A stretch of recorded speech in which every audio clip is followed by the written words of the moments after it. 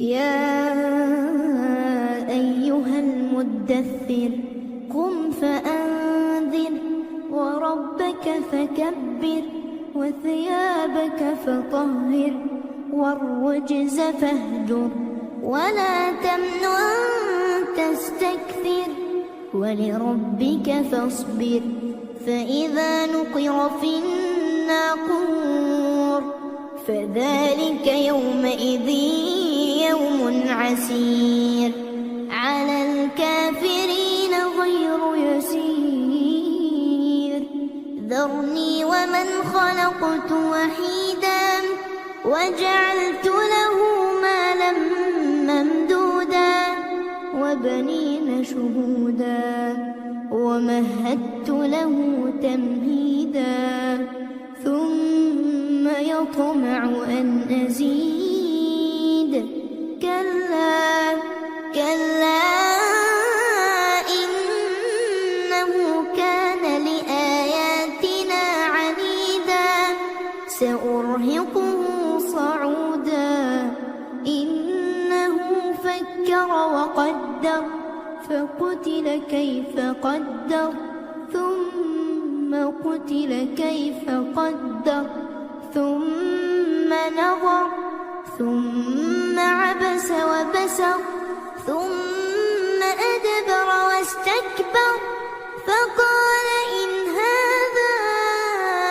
إلا سحر يؤثر إن هذا إلا قول البشر سأصليه سقر وما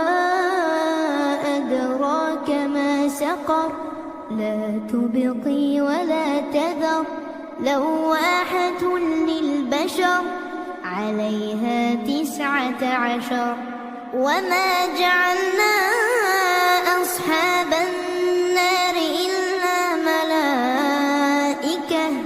وما جعلنا عدتهم إلا فتنة للذين كفروا ليستيقن الذين أوتوا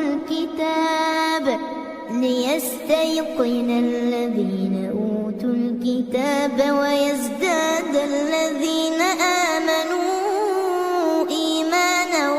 ولا يرتاب الذين أوتوا الكتاب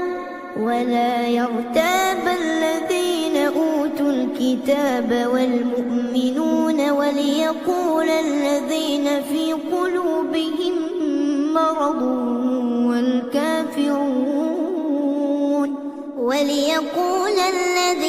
في قلوبهم مرض والكافرون ماذا أراد الله بهذا مثلا كذلك يضل الله من يشاء ويهدي من يشاء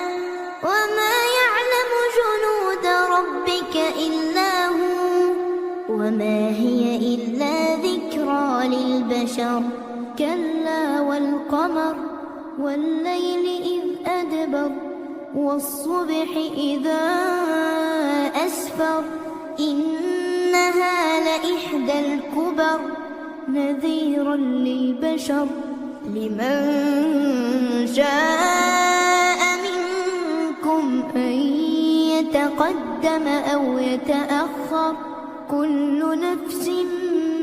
بما كسبت رهينة إلا أصحاب اليمين في جنات يتساءلون عن المجرمين ما سلككم في سقر قالوا لم نك من المصلين ولم نك نطعم المسكين وكنا نخوض مع الخائضين وكنا نكذب بيوم الدين حتى أتانا اليقين فما تنفعهم شفاعة الشافعين فما لهم عن التذكرة معرضين كأنهم حمر مستنفرة فرت من قسورة بل يريد كل امرئ منهم أن يؤتى صحفا منشرة كلا بل لا يخافون الآخرة كلا إنه تذكرة فمن